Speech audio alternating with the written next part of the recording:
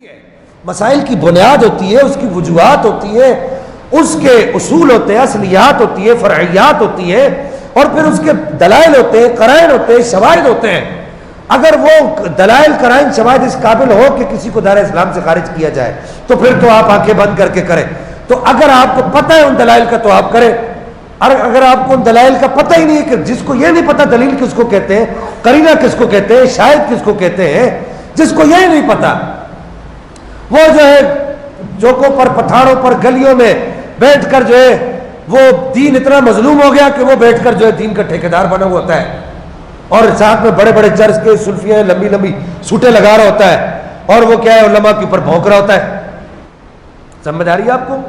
یہ ڈبے پی رہے، جوتے کے ڈبے نہیں بلکہ کچرے کے ڈبے۔ میرے آقا نے فرمایا جو قوم علماء پر بھونکنے لگ جائے اللہ جل مجد الکریم اس قوم کی زندگی تنگ کر دیتا ہے، اس قوم کی زندگی اجیرن کر دیتا ہے۔ آج ہماری قوم کی پریشانی کے اسباب میں سے ایک سبب یہ بھی ہے کہ وہ رسول اللہ کے نائبین پر بھونکتے ہیں۔ جس کا دل چاہتا ہے وہ اٹھ کے جو ہے کبھی وہ کس عالم پر بول رہا ہوتا ہے، کبھی کس عالم پر بول رہا ہوتا ہے، کبھی کس عالم پر بول رہا ہوتا ہے۔ تو کیا یہ آپ رسول اللہ کے دین سے وفا کر رہے ہیں؟ نبی پاک صلی اللہ تعالی علیہ وسلم نے ارشاد فرمایا جس نے ایک عالم کی زیارت کی اس نے میری زیارت کی۔ اب آپ کیا کریں گے؟ کسی اور کے ایسا کہا سرکار نے جس نے کسی پیر کی زیارت کی تو اس نے میری زیارت کی، ہاں وہ چھوٹے لگانے والے پیر کی زیارت کی تو میری زیارت کی، بھنگ پینے والے پیر کی زیارت کی تو میری زیارت کی۔ اور خدا کے بندو یہ رسول اللہ کے دین کے محافظ ہیں۔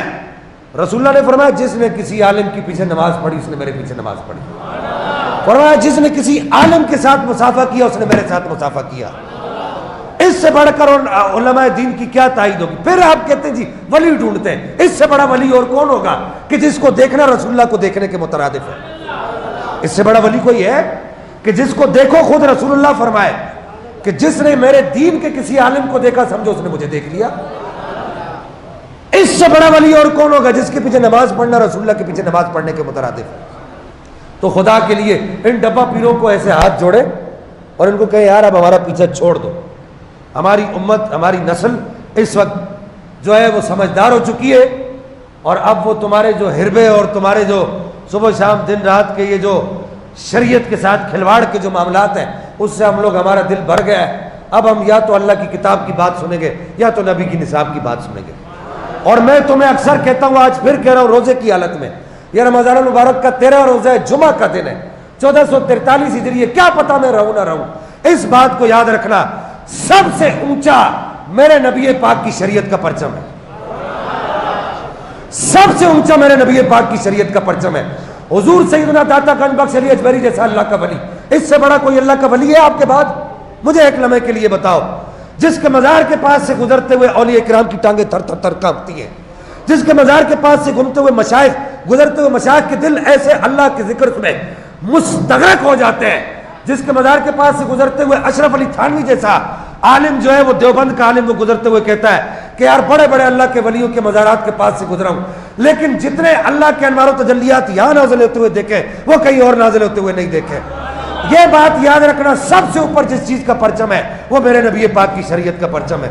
اسی کے لیے میرے آقا نے کافروں کی گالیاں بھی سنی ہیں، اسی کے لیے میرے آقا صلی اللہ تعالی علیہ وسلم نے کافروں سے جھڑکیاں بھی کھائی ہیں، اسی کے لیے میرے آقا صلی اللہ تعالی علیہ وسلم نے زبان اجازت نہیں دیتی کافروں سے مارے بھی کھائی ہیں، اسی کے لیے میرے آقا نے پتھر بھی کھائے ہیں، اسی کے لیے میرے آقا صلی اللہ تعالی علیہ وسلم نے شعب ابی طالب کے اندر ایک چھوٹی سی غار تھی، اس کے اندر وہ بنو ہاشم کی موروثی غار تھی، اس کے اندر کھائے پیے آپ صلی اللہ تعالی علیہ وسلم نے یہاں تک سوشل باڈی کارڈ کے ساتھ 2 سال کامل یہاں پر گزارے۔ کس کے لیے گزارے؟ اسی شریعت کے لیے گزارے۔ کیا یہ سوٹے لگانے کے لیے گزارے؟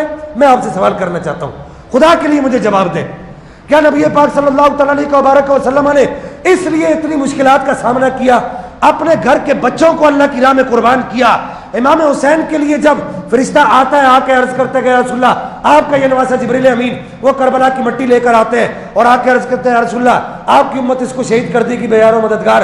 نبی پاک صلی اللہ تعالی علیہ وسلم آسمان کی طرف ہاتھ اٹھا کر نہیں کہتے مولا میرے حسین کو شہید نہ کیا جائے، میرے حسین پر یہ امتحان نہ ہے، یہ نہیں کہتے، کہتے مولا میرا حسین تیرے امتحان میں ثابت قدم ہو جائے. کس کے لیے کیا مجھے بتاؤ, کس کے لیے کیا؟ یہ سوٹے لگانے کے لیے کیا؟ اپنی شریعت کے لیے کیا, اللہ کی کتاب کے لیے کیا ہے, اپنے نصاب کے لیے کیا ہے. جس کو تم طریقت کہتے ہو, اللہ کی قسم ہے روزے کی حالت میں کہہ رہا ہوں, یہ طریقت نہیں ہے, یہ طریقت نہیں ہے, یہ طریقت کا مذاق ہے. طریقت اس کو کہتے ہیں کہ حی علی الصلاۃ ہو تو پہلے مسجد میں پہنچا ہوا, یہ طریقت ہے. طریقت اس کو کہتے ہیں رات کے پچھلے پہر جب سب لوگ سو رہے ہو اور تو اٹھ کر اپنے رب کی بارگاہ میں سجدہ ریز ہو. طریقت اس کو کہتے ہیں کہ پوری کائنات اگر ایک طرف ہو جائے اور تو حق کا پرچم بلند کرنے کے لیے ایک طرف امام ربانی مجدد الفسانی کی طرح کھڑا ہو جائے, حضور سیدنا اعلیٰ حضرت پیر علی شاہ صاحب رحمہ اللہ کی طرح کھڑا ہو جائے, امام احمد رضا خان کی طرح کھڑا ہو جائے, یہ طریقت ہے. یہ طریقت نہیں ہے. امام حسین کی طرح کھڑا ہو جائے, مولا علی کی طرح کھڑا ہو جائے, یہ طریقت نہیں ہے جس کو تم نے طریقت بنا رکھا ہے. بڑے بڑے بھنگ کے کٹورے پی جاؤ, بڑی بڑی سلفیاں لگا جاؤ, چرس کی شراب کی پوری پوری بوتلیں پی جاؤ, کیا ہے جی یہ طریقت ہے. ہم ایک ہاتھ سے نہیں دونوں ہاتھوں سے تمہاری اس طریقت پر لعنت بھیجتے ہیں, دونوں ہاتھوں سے. ہمیں ایسی طریقت نہیں چاہیے. اور یہ بھی تمہیں بتا دوں, یہ جو آج ہم تمہاری اس طریقت پر دونوں ہاتھوں سے لعنت بھیج رہے ہیں, کل بروز قیامت ہم رسول اللہ کے سامنے سرخرو ہوں گے. بولو سبحان اللہ. کل بروز قیامت ہم مولا علی کو منہ دکھا سکیں گے.